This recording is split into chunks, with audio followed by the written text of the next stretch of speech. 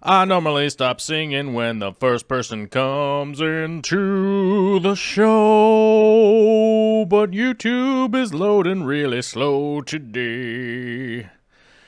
So it's gonna be a second more of singing until I click this button over here. It's the button. Beginning of the show. What's up, everybody? What's going on? How's my eyebrows today? Are they looking spoofy or spiffy? What's up, everybody? Good to see you. Thanks for coming all the way out to the internet. As a matter of fact, thanks for coming all the way out to wherever you are. I don't know where you are. Where are you? Where are you out there in the internet world? I fear this coffee that's coming towards my face. Gah, it's so hot. It's the hottest coffee ever. Wah. Freshly shorn coffee right from the lamb. Freshly shorn. It is super hot coffee. I see 54 Punchy in the chat. I know she's got herself a hot pot of coffee. Also, good to see you. What else do we got going on here in the chat? I see Flying Dutchie, Bien Cooley, Zombie Drummer, Grombool. I see Joel G from New Zealand, Al Janeco, Devin Peppers, RNH2O, John Gonzalez, Grombool again. I'm going to say it again. There's Gone Mad. I see Candy Overhauls. I see James Reet. Jason R. All right, there's just a lot of names. I'm going to go back. I'm going to get down to the bottom of the chat here. Good to see everybody. Thanks for coming out. It is the middle of the week. I know how it is out there on the grind. Doing the thing, being busy constantly. Feels like it's a never-ending process of always being busy all the time. You know I get it. You know I understand. I get where you're coming from because it's them same feels right over here. You know what I'm saying? Same feels right over here in my neck of the woods. Staying busy. Got a baby. Not getting a lot of sleep. You know how it is. Staying, working, staying, working, sleeping, getting up, take care of the baby, go back to sleep, get up. Take care of the baby, go to work, then you do some more work, then you go back. You get how it is. You get how it is. We all staying super busy, and that's, it's March. We all got to get ready because springtime is coming, and we all got to get ready for the spring. I'm sorry for everyone out there in the world that still has the massive piles of snow. I get that, too. That does happen here from time to time, and you know how it is. You know how it is. You know how it is. Free super chat? I don't know. How does that work? Zombie Drummer, $2 super chat saying it's free super chat time. Well, thanks for the super chat. Just a heads up, thank you to everybody for all your super chats and all your support all the time. Definitely appreciate it, 100%. I love seeing all these green names in the chat. I don't think that they show up on your end, but everybody does have a little avatar behind their name for the people that are all on the join membership button. That's on the YouTube. If you guys want to do that, you can. You don't have to. As proposed before, there are some perks, some members-only posts and stuff like that, which I will have one after the show going up. Yeah, and I'm not going to spoil it for you, but it's a crying baby. I just have a funny post from the old whatchamacallit, the baby, Olivia, the whatchamacallit, our daughter. Whoa, that's weird. let's see here. Oh, Gillett pointed out I am wearing a fresh shirt, I think out of the dryer, and my collar was all weird. But, yeah. So, what's the word? What's the word that I was going to mention? Oh, that's the join button. If you guys feel like joining, there'll be a members-only stream once a month. That is kind of the opportunity for the people that maybe don't feel like popping into the chat or asking questions or commenting on a video or anything like that. It's just the kind of shrink wraps the group of people contributing to the show, like questions wise and stuff like that. Just makes it kind of a good opportunity to get a little quiet in the room, you know what I mean, and focus our chi on whatever's going on. It apparently incenses a lot of people. They get that rage, you know what I'm saying. Jose Montalvo says, "Oh boy, I need to pay to show up on your show." No, just once a month there's a members-only stream. And you guys can still watch it after the fact, and you can also you can always just comment on the video after. You just can't be in the chat on that one. Oh, and the Zombie Drummer says YouTube members get a free $1.99 super chat per month. Oh, okay. Oh, I didn't even know. Yeah, YouTube doesn't even tell me what all the perks are. But look at that. You get a free super chat once a month. I guess it's like prepaid, I guess. But that's kind of interesting. I didn't even know that was a thing. So you pulled the wig right off that whole situation. But mad props to all the Patreon people. As you guys know, I normally do the Friday show based on a lot of the Patreon questions and stuff. And happy to say this Friday's show, we will have a special guest in the house to help answer the Patreon questions and stuff, amongst other things, amongst whatever you guys got going on in the chat and stuff. We're working day and night. And when I say we, I guess that's I and Vicky. Working day and night to get the studio done and try and expand the show and see how we keep going, moving into the future here. And that is part of the future. That is part of the future plans, is to have multiple people on the show on a regular basis and stuff like that. So it's starting to fall into place. You know what I mean? Like, there's 1 million people that live around here, right? We just need to find a couple of them, like Alyssa Bentley, like Bentley Pascal, and who is going to be the third new guest? Who is it going to be? Right? But you know how it is. Bring in those people. As you guys know, Alyssa is a big-time hobbyist and works super hard on her tanks and stuff like that, and I can't wait to get her on. I think she will be on the show on the 21st. What is that? Is that the date? No, that's not right. The 20th, I think. Oh, this calendar is not synced on this computer after updating a bunch of stuff. Okay, well, that's a thing. But she'll be here soon, and I'm not sure when Bentley, one of our plant gurus, will be back, but we'll see how it goes tentatively moving forward. Jose's wondering what the topic is today, as it says on the title. Ludwigia, the easiest aquascaping plant? Question. We'll be talking about some Ludwigia. We'll be answering some questions from the chat like we normally do.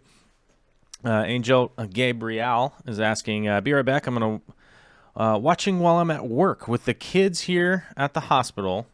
The kids here have cancer ward. Say hi to everyone. Oh, right on.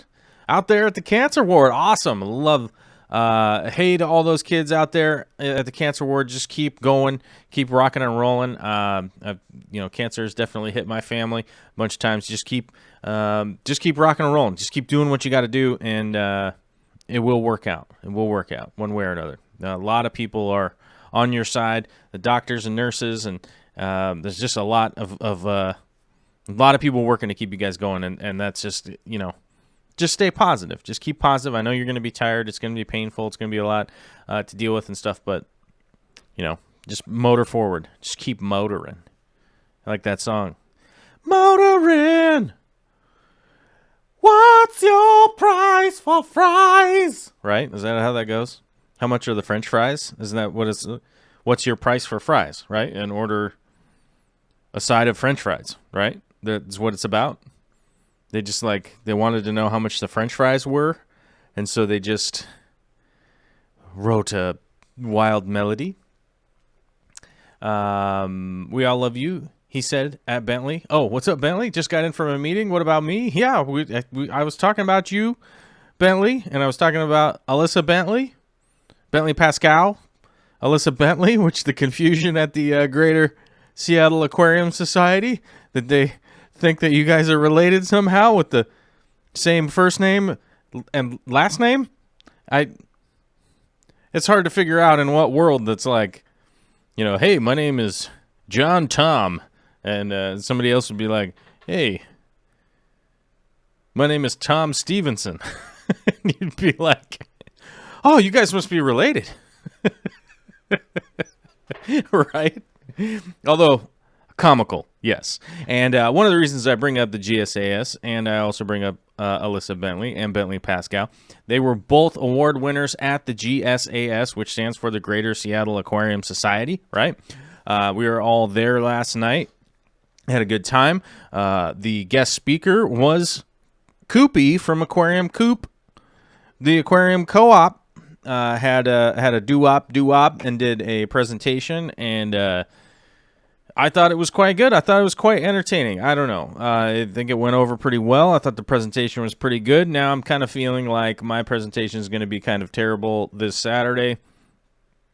So I better up my game a little bit. But I think it was a good opportunity for me to go to another meeting. It's been quite a while since I've been to one. Say hi to some awesome people like John. John was there.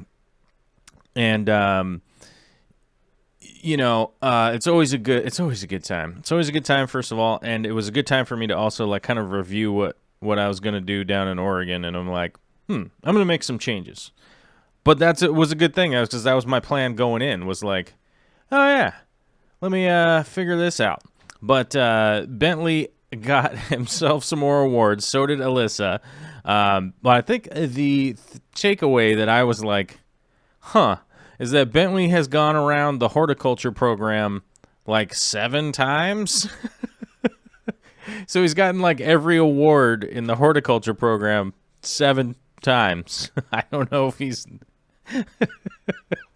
the grand champion. I don't know if he has the high score, but you know what I mean. It seems like it's the high score. Seems like it's the high score out there. And one thing that they did bring up at the beginning of the meeting that was a reminder even to me that the Aquatic Gardeners Association convention Dealy Bobber is on the horizon. It's coming up pretty soon. I think it's about 7 weeks away, I think. Something like that. It's going to be May 2nd, 3rd, 4th, and maybe the 5th, too. I don't know. Seems like a long convention if it's going to be all 5 days. I think the 2nd is whatever. But I'm not really 100% sure what the 2nd is supposed to be going on the 2nd. I think it's some tours and stuff, going around the Amazon facility. If you guys haven't seen the Amazon spheres, look at that. Look that up. And, we'll see it. Seth Farmham is wondering, what's my topic going to be on Saturday? Oh, the suspense. We're just leaving the suspense hanging. Needless to say, the topic will be aquariums, planet aquariums, help some people out, figure out some of the mistakes and pitfalls that I've made in the past, some of the experiences that I've had recently with, flying around the world, and we get to look at some behind-the-scenes stuff, I have, pictures I haven't posted and things like that, and, so I think it should be pretty entertaining, and then we're going to definitely do a little Q&A and things like that, but I think it should be fun. I'm going to try and keep it to be not super long so we don't end up with a super long thing, because it is going to be kind of a long day for everybody that's at the Willamette Valley Aquatic Society, the WVAS, right? Because there will be a shrimp meetup during the day, noon to 3, which is going to be cool. That's going to be a lot of fun. noon to 3, and then I believe the meeting's at 6 or possibly 7. I should double check my calendar so don't hold me exactly to that, but the meeting is in the evening time, and then there's a shrimp thing during the daytime. So my plan is to make it to both. I might be a little bit late to the shrimp thing because it is quite a long drive, and I do have to pick up my cohort who's coming down with me, which would be the Aquapoops. Sorry, Aquapoopy. What's his name? Aquapros. I'll be dragging the Aquapros along, and we're going to that. And in the middle, we'll probably get something to eat. And then I want to do that. I want to check out Aqua Serene because they have a bunch of cool stuff. From my understanding, definitely want to check out the store. I'm going to try and film there a little bit, see what's going on, say hi to everybody at that store. They've always been super, internet supportive. Like people from the Aqua Serene store. So, hey, I'm like, that's cool. Either way, that's cool to me, and I would love to check it out. And just, check it out and see how it goes and see what I can film. Speaking of filming, I don't know if you guys know, because I've talked about it before. What is this? I don't know if you guys know if I've talked about it before, but I was definitely saving up for the Canon EOS R, right? I was saving all my my bubblegum money, and I don't smoke cigarettes anymore. I was saving all that money or whatever. I don't even know what I was saving money from. And then I didn't have enough money. But then Canon came out with the EOS RP, which was $1,000 cheaper. And I've been working as many jobs as I can to go out and do that, which I'll be doing that again tomorrow. I'll be back out in the field again tomorrow. So I've been working as much as possible, trying to pay up on all the bills. So I basically paid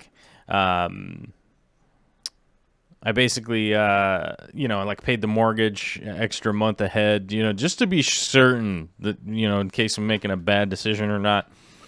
And then the EOS RP came out, and I was like, oh, no, that's not going to be a good camera. It's going to be terrible. And then I finally did see a review from a couple of other YouTubers that I trust. So I saw from Gerald Undone, he did one, and DSLR Shooter did one on this camera. And then I did realize from the takeaway from what they had from, using this camera, that it was going to be a good tool for me moving forward. Now, kind of the cool thing, obviously I'm opening the box here. It comes with a battery, that's a charger and stuff. So let me get to the camera out of here. I haven't even opened the box yet. So I haven't even opened the box yet. It's literally just in here. I don't know if anybody needs to see that barcode or not. It's probably supposed to be a secret. Is it a secret barcode? I don't know. This, luckily it's not used. I can't even get the bag open here. But we got to the point of seeing some reviews from some people, and that this camera is going to function quite well for what I'm going to be using it for. And the main things I'm going to be using it for is the new studio camera. So this camera right here at some point will get replaced with this, and then using it to shoot in my studio. So one of the big things that a lot of people had problems with this camera is that, if you're waving it around, it has what's called rolling shutter, which makes the video look all weird when you're shooting video and stuff. But just stagnant shooting with this, with most of the stuff that I'm going to be doing with it, look how big that sensor is. That's a big sensor. And yeah, I know I'm holding it upside down. But just a beautiful little camera. Went up to Best Buy, played with one. They didn't even have one in stock, so I ended up ordering it off of Amazon. But just a cool little camera that's going to do a lot of good stuff for what I need it to do. Now, is it going to do everything all the time forever? No, but I think it's going to work out quite well. And like I said, it's $1,000 cheaper than the R, which is supposedly the air quote more professional version. And this actually came with the with the hand grip extension and the adapter, all at the same price. And like a weird backpack. I'm going to give it to the babysitter. And you know, some other random stuff like a lens cleaning cloth and stuff like that. So I think it's going to be I think it's going to do exactly what I want it to do. Swift just said he watched some videos on the focus pole. That is a big thing for me because oftentimes I just have my camera set, you know, all the lighting around it, right into a fish tank. And, you know, I'm not moving the camera around that much. Even if I am moving it, I'm just doing a little bit of a pan. But I'm able to go onto the screen and do what's called a focus pull, which, like, if I want to focus, like, up here, but then I want my focus point to be, like, down here, you can literally just do that on the screen. You know, you can just take the focus point, move it over there, and it will focus over to the next thing. And so it's a lot of those few things. Paul Martin says that would be the mirror, not the sensor. This is a mirrorless camera. This is the sensor right here. On a mirrorless camera, this is the sensor. Not to sound like I'm being a jerk or anything like that, but the EOS RP is a mirrorless camera. That's the sensor. Then on a mirrored camera, that's the mirror right there. The sensor is actually up in the top. But realistically, what that camera is going to do is just help out with filming quite a bit. And like I said, I'm going to end up passing off one of my cameras to somebody out there. I just have to figure out which and when that's going to happen, and, you know, how I'm going to do that so I don't, so I don't do it wrong or anything like that. Somebody, Angel wants coffee. Need to wash down my caffeine pills. So that is rough. Go easy on that. Wash the caffeine pills down with some water. You're definitely going to need some hydration pretty soon. But that's the new camera we got in, and I have no real idea to use it yet. But I'll be learning over the next couple of days, and unfortunately, I don't think there's really going to be anything I can film tomorrow, but we'll see how it goes. Hopefully Friday I might have some video for you. I'm not sure, but we have a special guest and all that stuff. So let's see what we got here. I don't see any questions. Subpart Tom says, hey, what's up, Corvus? You're rad, man. Keep up the cool vibes and rock on with your bad self. All right, thank you. I will continue to do that. Bien Cooley says to check out the Oregon Shrimpers page on Facebook. The Oregon Shrimpers page is where it's going to be at. I believe the location is the same as the meeting, though, so I don't think it'll be too difficult for people to figure out. It's this Saturday, so it's coming up super fast. Bentley's favorite Ludwigia is the Pantanal, which is that is a cool Ludwigia. I would definitely agree with that. Grombool's bummed couldn't make it up there for the meeting last night, which I would say that, like, the funnest part for me was going to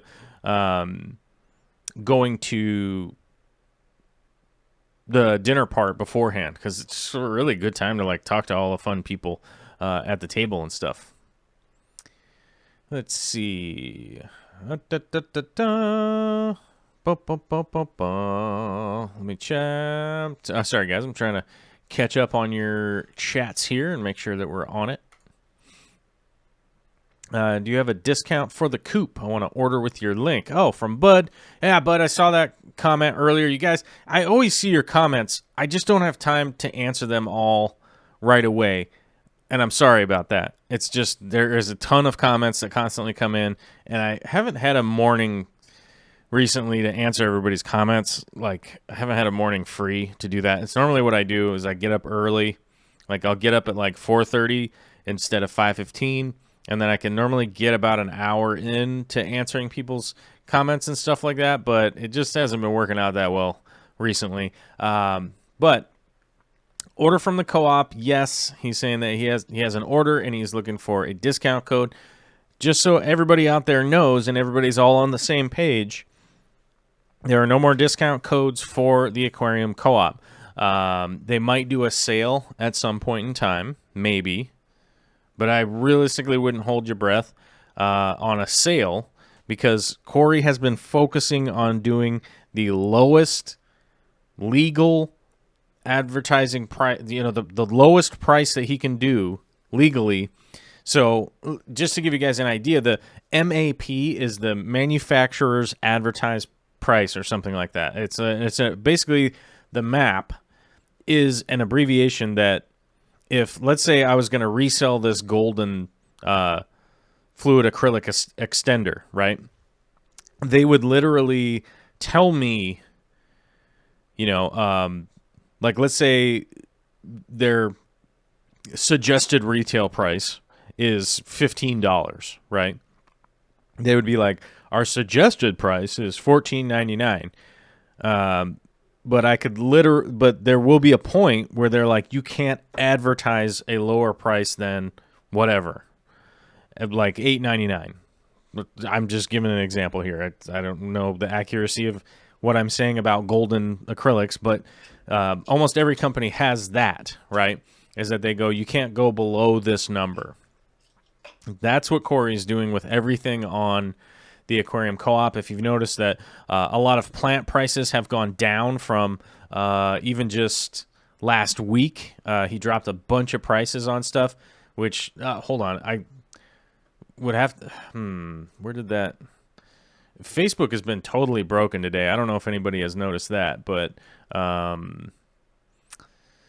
so let me go here. I don't want to misquote anybody, but I do know that Corey did send me a message or something. Load. Oh, why is it broken? Why is this broken when we're trying to do a show? Load. What is the deal? Man, I think Facebook got hacked. I think that's what happened. I think the actual Facebook headquarters got hacked. I think that's what's going on. Anyhow, I was going to try and tell you some of the plants that their prices went down, but obviously Facebook doesn't work anymore. So let me just go over here and refresh the page, and I'll try and do this from memory a little bit. Dwarf Sagittaria has dropped down in price. Pogostem stellatus is dropped down. Bacopa caroliniana has dropped down, which I will have a video very, very, very soon about the Bacopa caroliniana, which is such a cool plant. If you don't have that and you don't have any, you should probably get some. Let's see what else has dropped down. Micro chainsword dropped down. Amazon swords dropped down in price. Dwarf chainsword, micro chainsword, or just micro sword, so they're calling it. Jungle Val, all the Valsnerias, those all dropped down. I remember that. Dwarf hairgrass is down.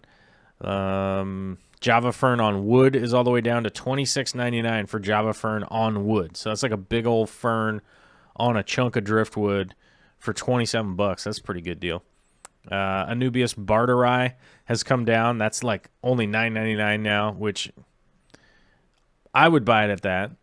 The Radicam Marble Queen Sword is, for some unforsaken reason, he's dropped it all the way down to $7.99, and I have no idea why he did that.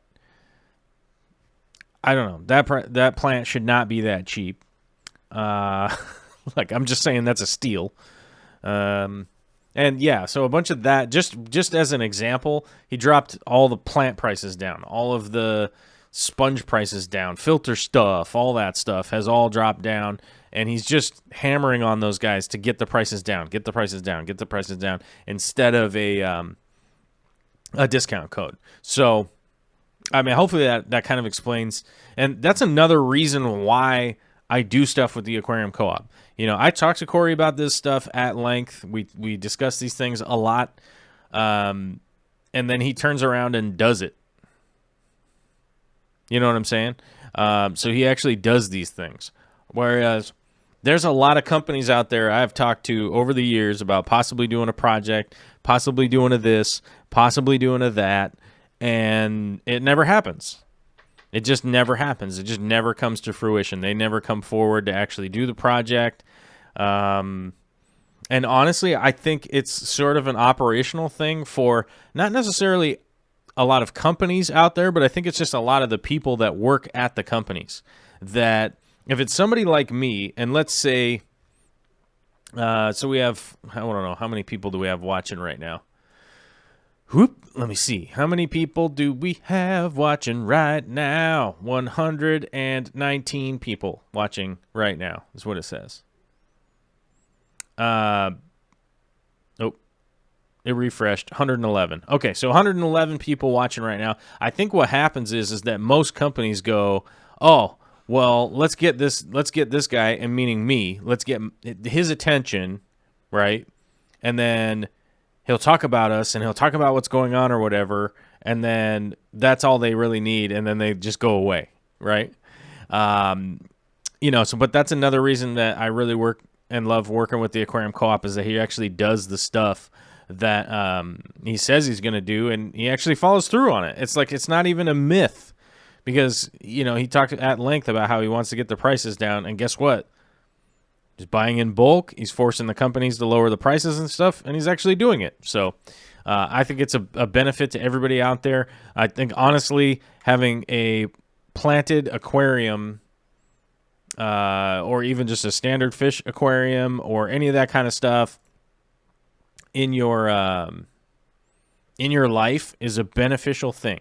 I think it 100% is a beneficial thing, and especially from my own perspective, that it is a hobby that has a lot of awesome benefits that I don't think people know until they've been doing it for a while. You certainly learn a lot about ecosystems. You learn a lot about nature, like the nature of the earth that we live on, bacteria, plumbing, electrical systems, lighting, a ton of stuff that is just all of the things around the hobby that you end up learning about that oftentimes people that I find that are fish keepers and stuff like that, they might be a little bit weird, which is fine by me. That doesn't bother me at all. But one of the things that you'll notice, I've noticed this time and time again, that the people are much more rounded as a human. And I'm not talking physically. I'm talking they're well-rounded in, just having some knowledge about what's going on. They're not quick to anger or quick to sadness. You know what I'm saying? They're just more level, grounded humans that, have more knowledge than not. And that, I think, is just one of the biggest things that I try to encourage people to get into the hobby is because of those kinds of things. You definitely start learning. You know what I mean? You start learning a ton of stuff. Adam Sorensen says, hold on, the chat's looking all weird. Sorry about that. Mine's glitching today over here for some reason. Your daughter, my daughter loves buying snails for her tank. I'm sorry, I have my chat's getting super weird, and it had some overlay on it, and I don't know what's going on with it, but his daughter loves buying snails for her tank, and I agree. I love buying snails for my tank too. I've even got the mystery snails now, which is, I just never thought I would ever have mystery snails, but I definitely do.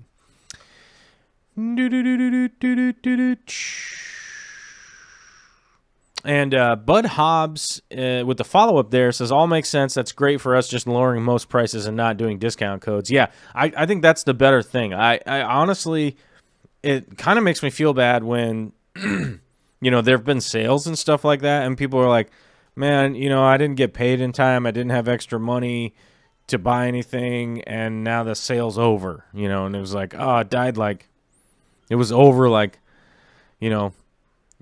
3 days too early or something like that. And, we all have priorities. I don't buy anything before all of my bills are paid, that's honestly, the new camera that I was showing you guys earlier, the new version of that came out almost 6 months ago, and I was super stoked for it.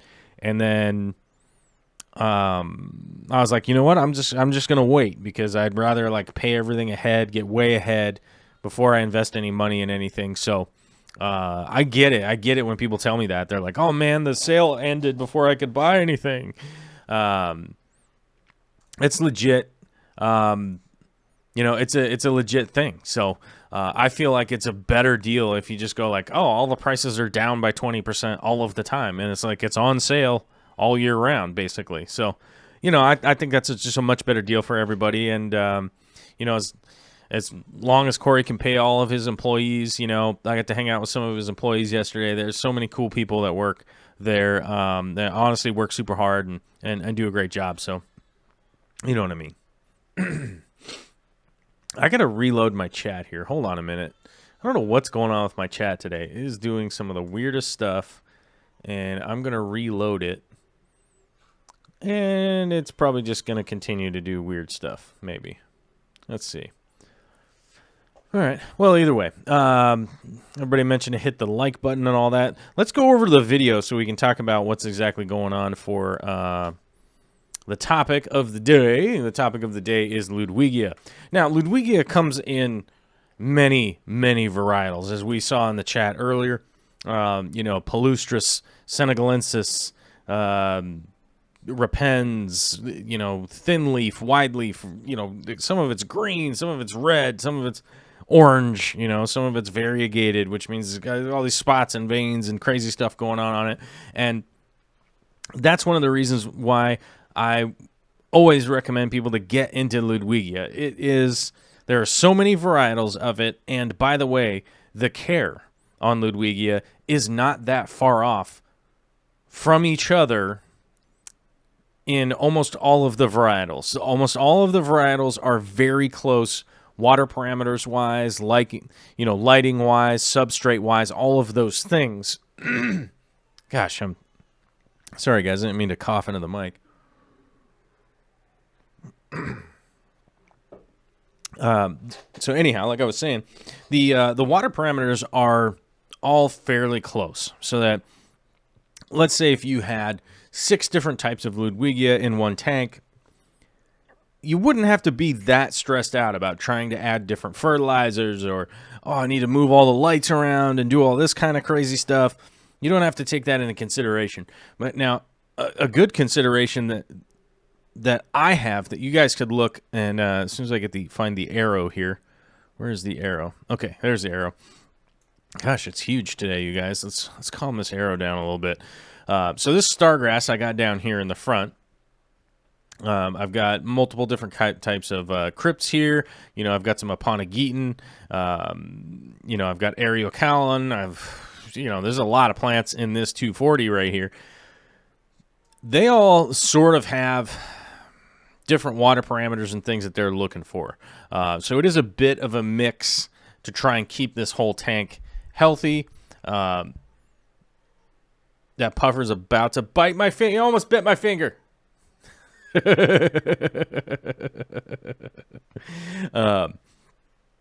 But a lot of these plants all kind of need a little bit of different this, a little bit of different that. So I do have different lights staged on here from time to time as I'm going through to test certain setups and make changes and move things around.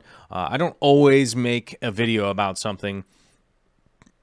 And the main reason that I don't always make a video about everything is I do take the time to test stuff. I take the time to change the lights out, let it run for a couple of months, and see what's really going down as far as if it actually whatever I'm testing out, if it actually is going to work or not. It's just one of those things. It's just the nature of the thing, and the secondary factor is timing. Is that I don't have necessarily the time to dedicate to making all of those videos all of the time. As I wish I did. Honestly, I wish I did. I wish we were at a point where I could just be like, yeah, I put out 5 videos a day or something like that, and they're all awesome. But I realistically, there just is only a certain amount of time in the day that I could really get all this stuff filmed while doing it at the same time, So I do work on testing things and stuff like that. And one of the things is that Ludwigia will always, almost every variety of it will do a great job of fitting into a tank that even if I have all of these crazy parameters that I'm trying to get to, they'll still fit in fairly well. In this 240 right here, one of the slight issues that we've been having is one of the big tests I was doing with this tank was to attempt to get to a 0 water change situation. We got about 3 months in, something like that, and I did a bit of an overreach. I went too far.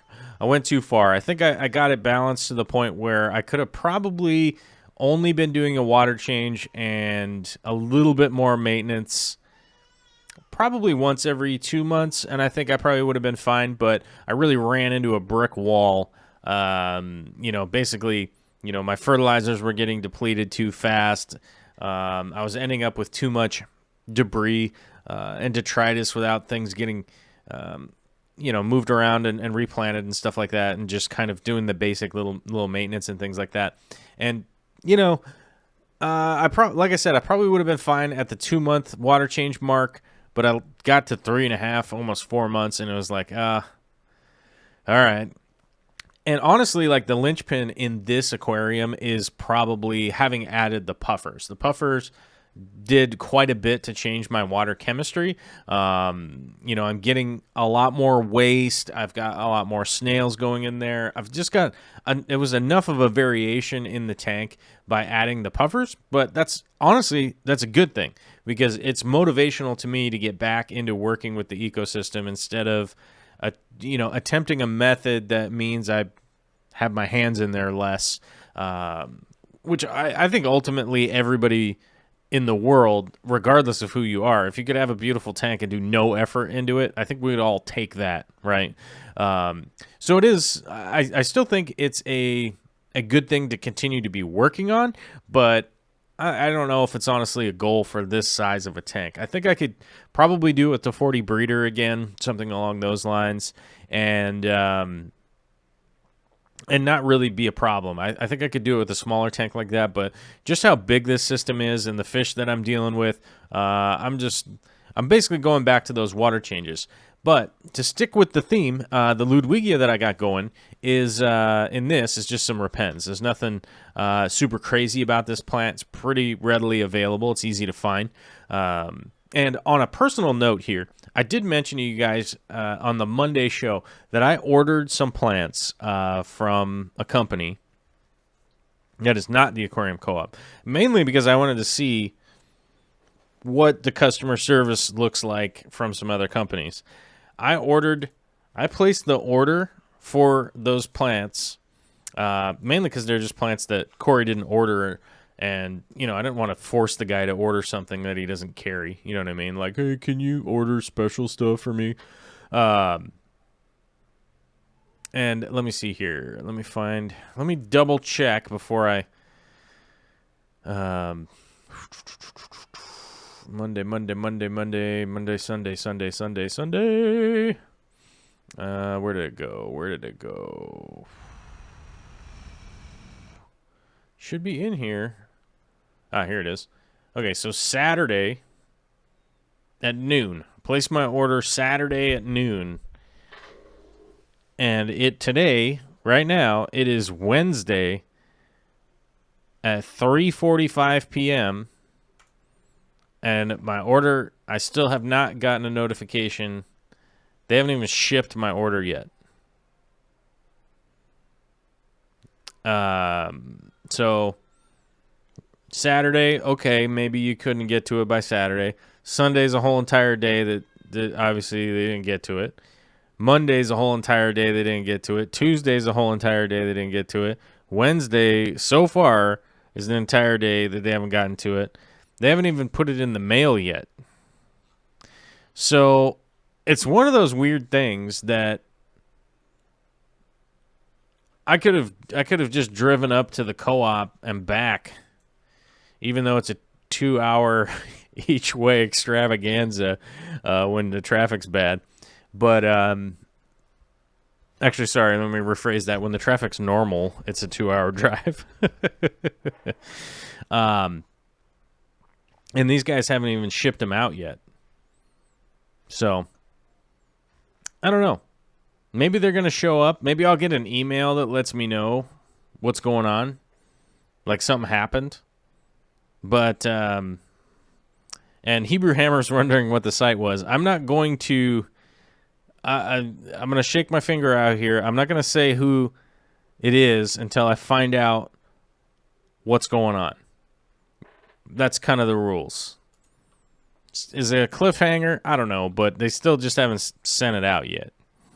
They haven't sent it out, and that's crazy.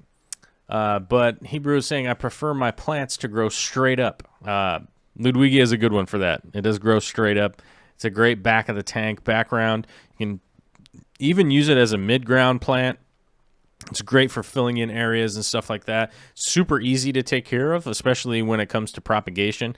You can trim the like 7-inch top off, plant that into the substrate, and that'll grow. And you can take even, once you get to the point like where I'm at here. Let me turn my arrow back on, guys.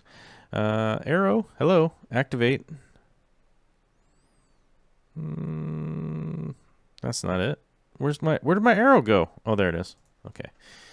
When you get to the point where I was at, it was grown all the way up to the top up here.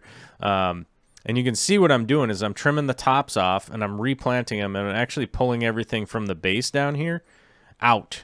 So I'm just taking all that rooted stuff and I'm removing it and I'm just replanting the really pretty top areas back into the substrate. They'll root right in there. They'll grow no problem.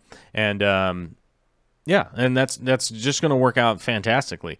But there it is right there. You can see how much detritus and dead leaves and stuff gets caught up in the base with all that aerial root and all that stuff that's going on down there.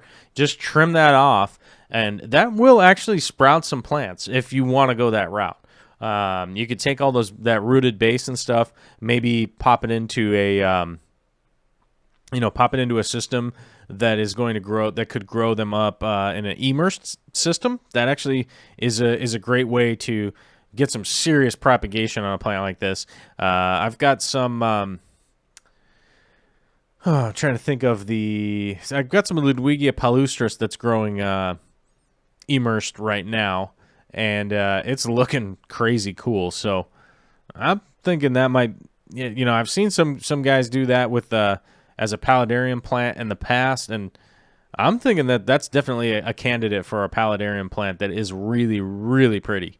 So that might end up making its way into a plant wall someday, whenever I can get that project going. But I'm building the studio and the greenhouse and all the stuff going on outside, which, I wanted to mention to people that were excited for Vicky to come on to more shows and stuff like that. The gardening stuff has begun. The garden has begun as of, I think, like 10 days ago, something like that. I think March 3rd is when we start breaking stuff out. It doesn't seem like it's going to freeze too much around here, but we have stuff sprouting in the greenhouse, and as soon as we do something with those, we'll be letting you know. And hopefully this year, I think we might just hire a concrete company to come pour the new walkway, which, believe it or not, I'm actually super excited for that. I'm actually super excited if I can go to work and be gone for like 14 hours and come home and there be a new walkway in. I'm kind of excited for that.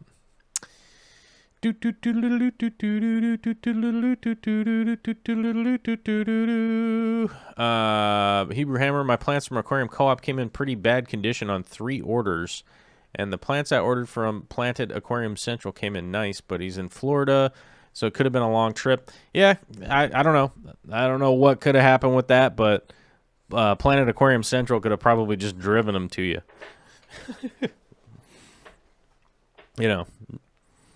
Nathan Kotos, and my chat just went bonkers. Oh, no. Well, I was going to read what you're... Oh, there we go. Okay, there we go. Something's going on. Now it's back. Nathan Kotas just ordered a Fluval Flex 15. Any recommendations for stocking? I'm thinking a pair of Apistos and something else, or shrimp. Unsure. Realistically, I would, in a Fluval Flex that 15, I think a pair of Apistos is plenty, because they're going to breed. You're going to be dealing with those. So I would look more into adding shrimp and snails and all of those other little buddies, because once those Apistos start breeding, you're definitely going to have quite a few in there. And I think, just thinking about the long run, you could focus a little bit on the plants. You could probably get some shrimp, and you're going to probably have a little bit of a struggle keeping the shrimp breeding and all that kind of stuff. And I would, that's the route I would go, just definitely with that pair like that. Chirish is waiting for the Amanos to arrive from Flip. Every time I hear drive by and checking the porch. Yeah, I was checking the porch today too, because that camera got delivered on the porch, and it's like freaking out. You know what I mean? Corvus is just down the road from me. Ken, that is good. Good to hear from you. And yeah, man, if you're in Western Washington, Tacoma, Olympia, you know, any of these areas, you're pretty close to me. You're not that far off. $5 super chat from the Fish Tank Barn for some gas money for my trip to Oregon. Thank you very much. I appreciate it. I appreciate it a lot. This is M. Howie 9, Fish Tank Barn. If you guys haven't gone there, check out. He's been putting out some good videos and stuff. Definitely check those out if you get a minute. His is the highlighted super chat. Yeah, so anyhow, back to the Ludwigia. It's a super easy plant to fertilize because it doesn't need a ton. It is one of those plants that just sort of, you know, I don't want to say it just uses whatever's there, but it's not a high demand fertilized plant. And some easy all around fertilizers will do quite well. You know, Easy Green, which I use, you guys can check that out if you like. Thrive is a good one. I think Seachem also makes one that's pretty reasonable. Any of those kind of comprehensive liquid fertilizers is going to do quite well, especially for the fact that almost every Ludwigia varietal that I have dealt with over the years it will either A, pull from the water column, you know, basically, is osmosis the right word? I don't think it's necessarily the right word. Through its skin. Or it'll send out aerial roots if it's having a bit of an issue with what's going on. So it will really kind of adapt to your system. It doesn't really take that much. It doesn't really take that much to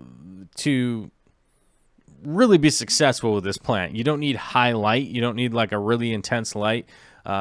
Even in low light, even with just this repens right here, it basically just grows like really light green, and eventually as it gets closer and closer to more intense light, it'll start to turn more of those reds and oranges and stuff like that, which is really makes it pop. But as the operator or the owner or the gardener or whatever you want to call yourself, that does make it really easy for us to go like, oh yeah, look how healthy my plant's doing now. Here we are down the road, and it's doing the work for me, growing and looking super fancy as compared to before. So yeah, I really do think that I wouldn't say Ludwigia is the easiest of the plants, but I would definitely put it in my easy top 5 for sure, and definitely recommend it to anybody out there that is thinking like, well, you know, I've got some gravel in my tank, and I've had a tank for a long time, and I've never done plants, and I'm super confused by plants, and it freaks me out. This is one that I always recommend to people because it's easy to trim the stem, it's easy to propagate, and easy to plant. Super easy to plant.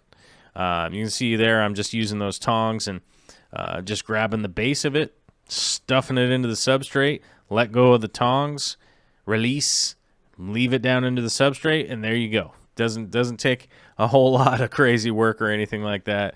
And realistically, if you get it an inch deep, it's fine. If you get it 5 inches deep, it's fine. Not a big deal. You can't stifle this plant really all that much as long as you have some over above the substrate. And you know, so that's almost why it's one of the top plants that I recommend. And it just grows so robust and you know, changes colors and stuff, and it does all this kind of cool things that, especially people that are new to the hobby, they're like, oh my God, my plant's doing this and it's doing great. And I'm like, yes, somebody is encouraged to keep rocking and rolling and learning more stuff. You know, it's not one of those plants that needs you to like starve it out for magnesium or something in order to get it to grow really cool.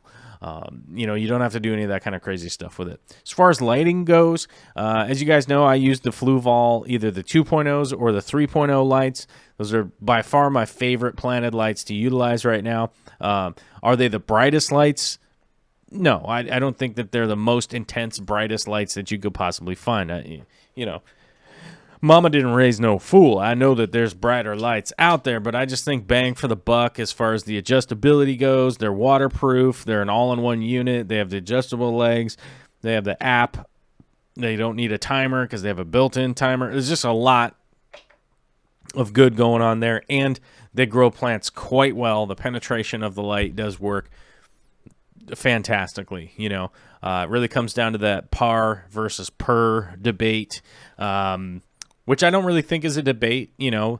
And, you know, I forget who I was talking to with this a while ago, but they were like, yeah, but nobody has a per meter. And I'm like, yeah, but you have math. You can figure out per from par. If you know what your Kelvin is, if you know what your par is, and you know what your wattage is, you can start to figure it out.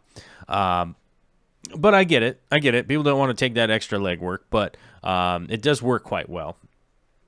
Volcheka got low light tank with gravel, and my Ludwigia is growing like crazy with only 1 dose of ferts per week. That's exactly kind of it. That's kind of it right there. Nebraska, man, my chat is doing weird stuff today. Says should have gotten Ludwigia instead of Scarlet Temple. Can't keep the Scarlet alive. Yeah, Scarlet Temple can be a bit of an issue to get going. Depending on, it's really dependent on your water parameters. Like if your water parameters are super soft, can be problematic. If your water is super hard, it can be problematic. Scarlet Temple can be a little bit of a pain, but I'm confident that anybody that's,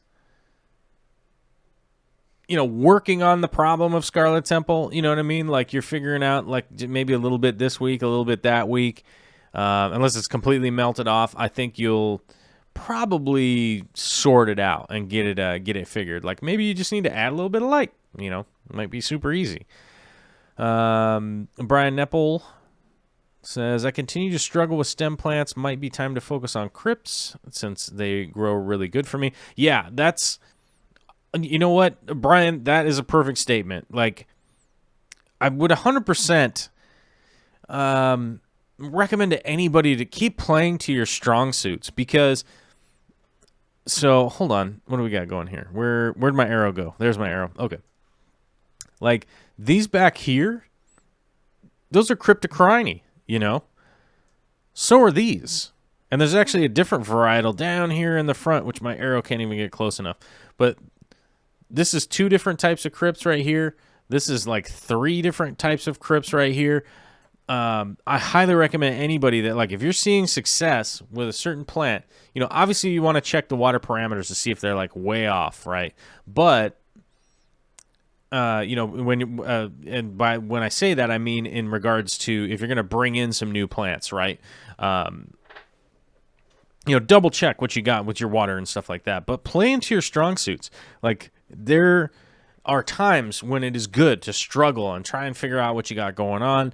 But that's not all the time. You don't want to be all the time struggling. Like, you know, Ludwigia is a perfect plant that I recommend to a lot of people because it gives them an opportunity to have a success, right? You have a little bit of success, you're encouraged to keep going, which means you work a little bit harder, which you know, it's not necessarily work a bit harder, but you just work a little more enthusiastically, and that sort of normally leads to a little more success, which kind of leads to a little bit of, you know, you're feeling a little bit better about it, which makes you a little bit happier, which means you're going to work a little more enthusiastically, right? So, you know, that's kind of like almost the best recommendation I can always give to people is like, if you're not having a good time with this, figure out where your strong suit is and kind of play into that a little bit. I've talked about it on numerous times on the live stream here. I normally recommend people, and I say this in parentheses or whatever, but it's like, don't fight your water. The water source that you have is going to be extremely difficult to replace if you're constantly having to change your water parameters in a serious way. And I think a parallel that would be really easy for most freshwater people to look at is like, if you look at what it takes to make reef water, right? You have to use an RODI on everything. You have to buy really expensive salt. You have to mix that, which takes a long time. It takes a long time, a lot of effort, and it costs money.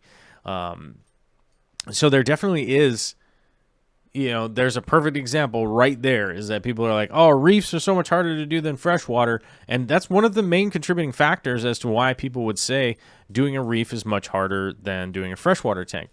Just making the water is more difficult. So I don't necessarily encourage people to, go above and beyond the water supply that they currently have. It's like, don't go dig another well hoping that you hit a different aquifer. You know what I mean? Like, that's a ton of work when you could easily and readily be, creating a planted ecosystem that's going to do quite well with the water that you have. It's just a matter of kind of sourcing exactly which plants are going to fall into that water parameter. Nebraska SXHC, 2 free super chats. Who knew? Yeah, apparently that's one of those things that you could throw in a super chat, free super chat if you become a member. So, or maybe you don't even have to be a member, because I don't think Nebraska is a member. I don't know what the free super chats are. Maybe it's free super chats for everybody. I don't know. In your opinion, what would be a good plant to carpet with? Now, I'm keeping in mind, I have a yellow thumb, not a dead thumb. Well, I just did a piece on this stargrass here. I like doing a carpet with the stargrass, especially because it will eventually continue to grow up a little bit taller and taller. It is a good carpeting plant. The crypts, you can carpet with crypts. It's just going to be a little bit taller. Dwarf hairgrass or dwarf chainsword is probably the simplest one, I would say, realistically. Like, you don't have to go too crazy with the substrate.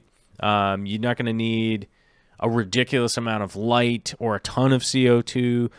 You could even dose like basic liquid form CO2 and be fine with I would say one of either the two if you really want something to be really carpeted. And I want to always make sure I'm saying whatever the street names are. Where did it go? Oh, where'd it go? I think I lost it. Oh, some dwarf hairgrass is a good one, and dwarf chainsword. There we go. But the DHG, the dwarf hairgrass, I would almost always say that that's kind of the best one. It's it grows about an inch tall, however many centimeters that is, I'm not sure. But it grows about an inch tall, and then eventually we'll get a little bit longer than that. But I think it's really one that you don't have to go like totally crazy and reset up your tank.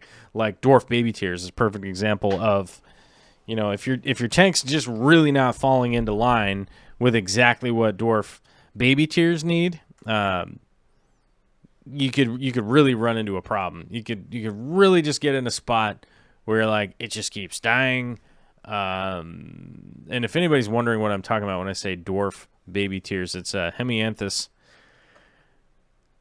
calatricoides. I don't know. I've always said that wrong, and I'm trying a new way of saying it. Always called HC is what most people will normally call it. And here, I'll get the science name for you. Science Latins. There you go. That one's a little bit crazy, and is a good example that it looks marvelous. And more often than not, the people that you see producing really good photos of it or producing really, really good examples of it, operating as a carpeting plant.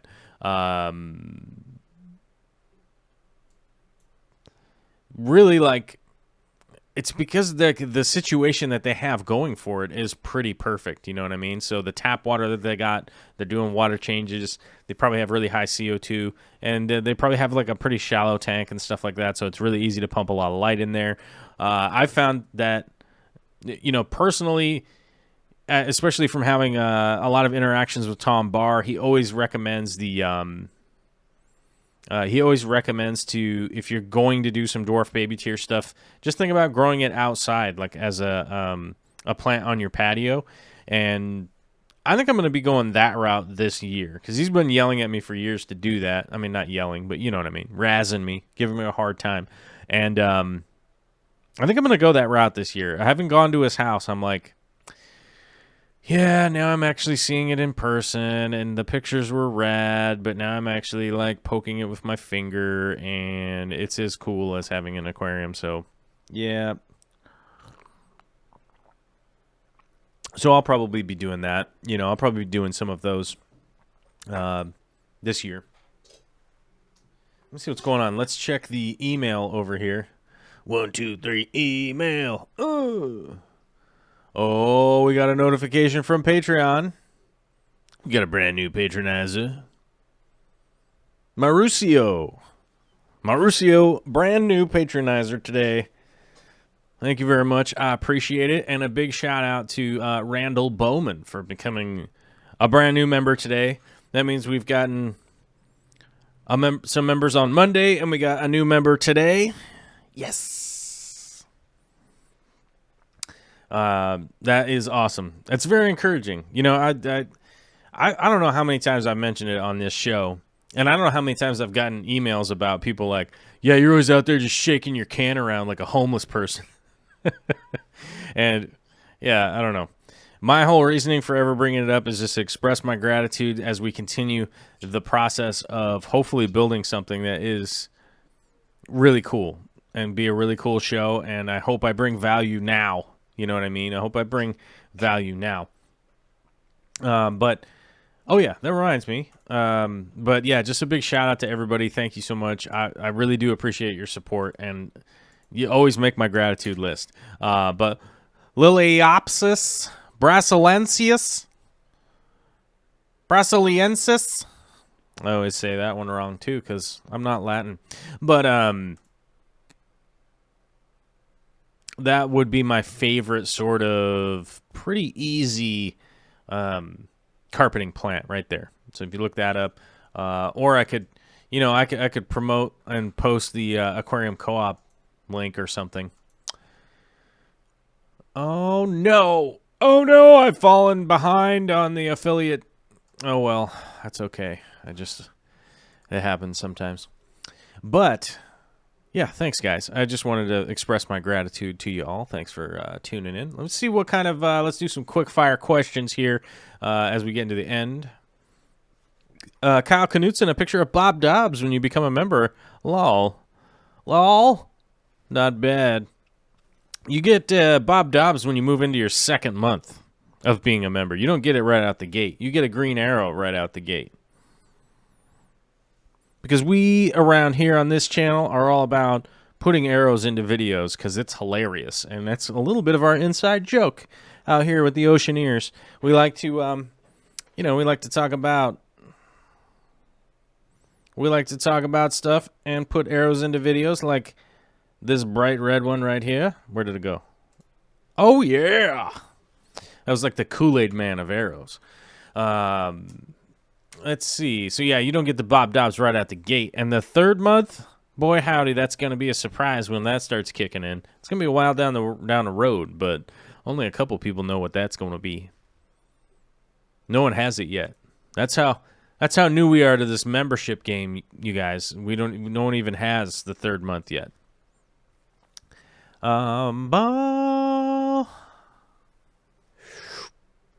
Let's see. Is Candy up? Candy has multiple screens. What's going on? Is there somebody else live right now? I don't know. Become a member. Let's see. I'm going to catch it. How on earth do you keep up with all these chats on multiple channels at the same time? Oh, I don't even know who else is live right now. I wonder. Hebrew Hammer says, I love the stones and wood that the co-op has been selling. Yeah.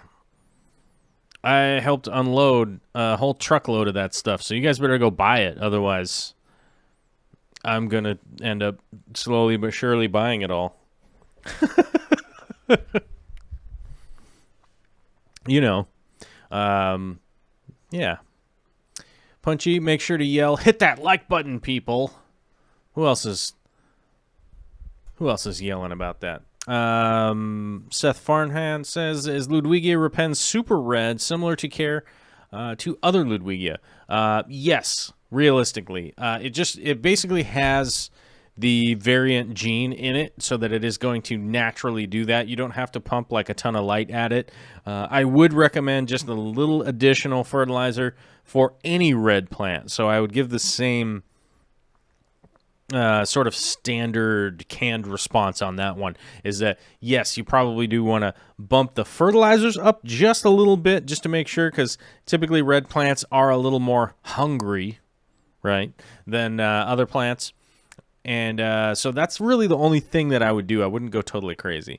But yeah, you don't have to, buy new lights or anything kind of crazy like that. Joel, get more of the cut from Patreon. Oh, yeah. I mean, there's just multiple ways that you guys, if you want to support the channel, I try to turn on all the ways that people could try. You know what I mean? I want to make it the least inconvenient, the most convenient that you can. Hamazon Yasin, hopefully I said that right. Hopefully I didn't say your name all weird. Asked, what do you think of the Phoenix 24/7 light on max setting? I don't think there's anything really wrong with the Phoenix lights. I think that they're a fantastic light. They are a more budget friendly version of an LED light. They're just more budget. They maybe aren't putting out the same PAR and all that kind of stuff, and I really don't know the PAR readings off of the top of my head, so I'm not going to be throwing those numbers out at you or anything like that. But the Phoenix lights do work. I don't think they look as good, first of all, personally, and maybe they grow just as well, but I think you're probably going to be fine with the Phoenix light. I would not be upset, but a lot of that stuff comes down to budget. But personally, I feel like if I had a 48-inch tank and I was going to get a 48-inch light fixture, and one of them was $120 and one of them was $180, but I knew the $180 one, or whatever the numbers are, I don't know. But if I knew the $180 one was like way better, I would just save up the extra dollars, because it's not as though you're talking about like a $40,000 car or something like that. It's like, oh, I need to work a couple extra shifts so I can save up some extra scratch. Like, it's not even that much money. You know what I mean? So that's the way I look at it. I think the advantages to the Fluval 3.0 are significant as far as I'm concerned. But maybe you're somebody who's really young and you don't have a ton of income or whatever. But if I was in that situation, I probably would just only have one tank. I would just literally only have one tank that I just was making into the ballerest tank that I possibly could. Which is one of the reasons people come to my fish room and they're like, man, you only have 5 tanks. They're big tanks, but you only have 5. Because I have 1, 2, 3, 4. Yeah, I have 5 tanks now. Like, that's pretty much it. They all have sumps on them, so maybe 10 technically or something like that. I am going to be setting up one more tank into the fish room that is there's going to be one more tank going into the fish room that will be fairly well videoed. I'll be making videos about it. I got it for free. I'm going to have to build the stand for it, and I'm going to be building a stand for Bentley and probably somebody else. So I'm going to probably be building those all at the same time, because I have to clear out my shop, make some space, and shoot some videos on building stands. So I'm going to be doing that all at the same time.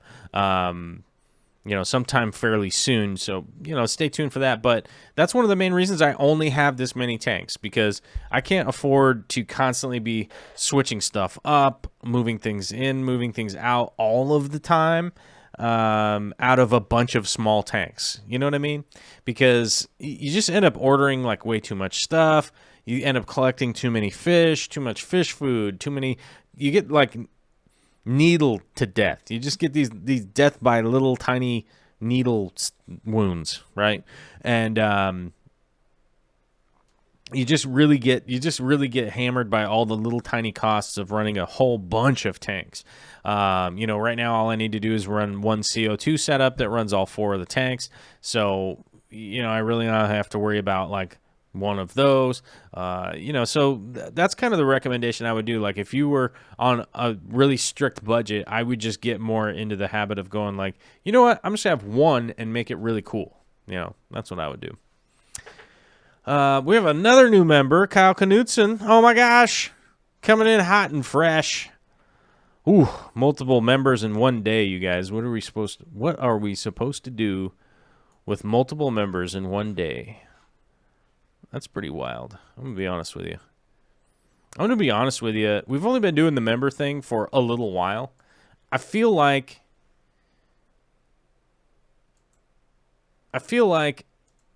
I would be in the wrong if I didn't mention that it feels like it's going pretty wild.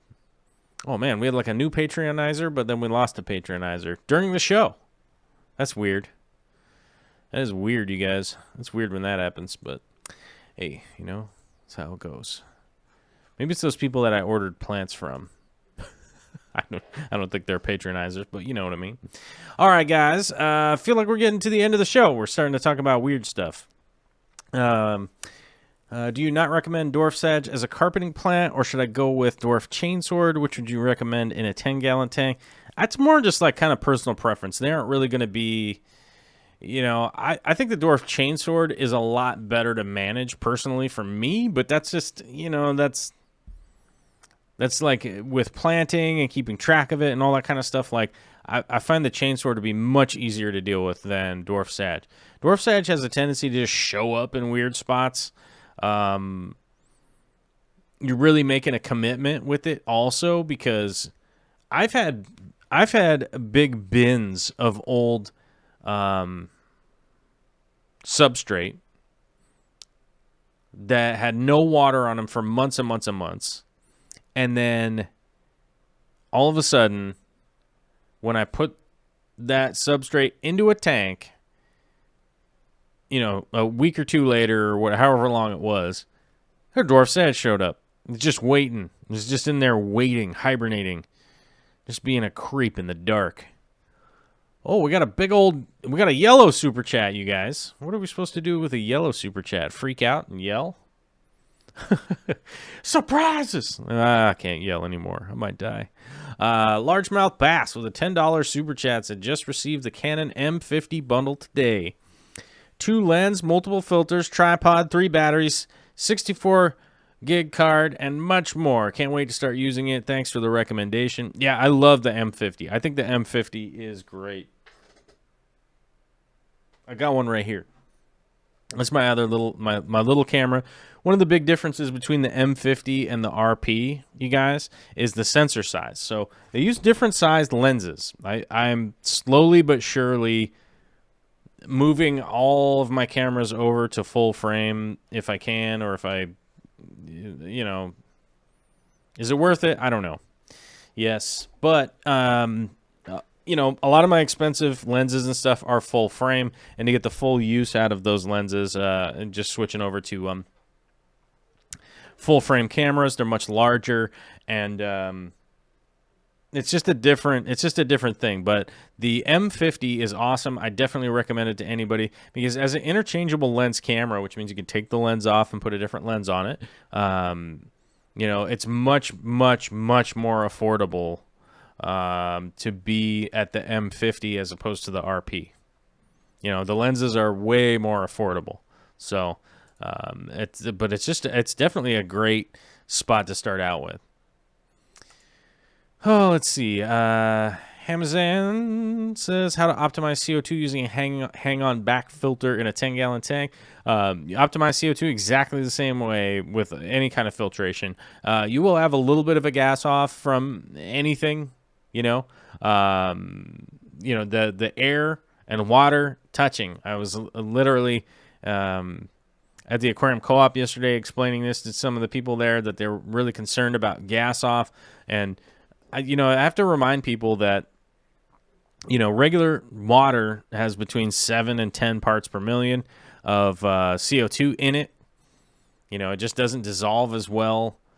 It's just the long chemistry explanation. But our air that we breathe all the time has 410 parts per million. CO2 does get in the air real easy. It's real easy for it to be in the air. So it's going to gas off regardless. You need some kind of hermetically sealed situation. So don't be super stressed out about it. Just run your CO2, start it an hour before the lights come on, so it has time to ramp up and build a little CO2, and just have it turn off either when the lights turn off or an hour before the lights turn off. And it's and get a drop checker, run it till the drop checker changes to the color that it's supposed to be indicated on the instructions, and you're going to be fine. You're going to be really fine. It's not super It's not super crazy. I would prefer people run their CO2 with a hang-on back or something that's adding some oxygen to the water. That's the relationship that people forget. As long as you have a higher concentration of oxygen than the concentration of CO2 in the water, you're not going to have to worry about gassing anything off, harming any animals or anything like that. And I've always found it to be extraordinarily difficult to even get to the point where you're going to kind of gas things off. Sorry. When I say get to the point where you're going to have a potential to damage the critters in your aquarium. Oh my gosh. Pamela sent me a message. What happened here? What's going on? Hope everything's okay. What's happening? I got an email that said, I got a message. Does Facebook even work anymore? I don't know. I think it's broken. This might be the end of days. We should write this down. March 13th, 2019. Facebook's basically broken. All right, guys. Well, we're getting up here on the end of the show. Hopefully, you all hit the like button. Hopefully, everybody went over to Patreon and started up their new Patreon account or their old Patreon account or any of that kind of stuff. Thanks to everybody that hit the join button. Mad props to you all. And the super chats. Thanks, guys. Zombie Drummer, Fish Tank Barn, Largemouth Bass, and Nebraska SXHC. Thanks, guys. It's super generous, man. I appreciate it. And Randall Bowman and Kyle Knutson, shout out for becoming members today. And Mauricio, thank you for joining up on Patreon. Mad props to you guys. I hope you're all having a fantastic middle of the week. I basically got to get rolling, you know what I'm saying? Because I got to go try and get some wire pulled in the new studio down there before my lady gets home from work. Yeah, I'll talk to y'all later.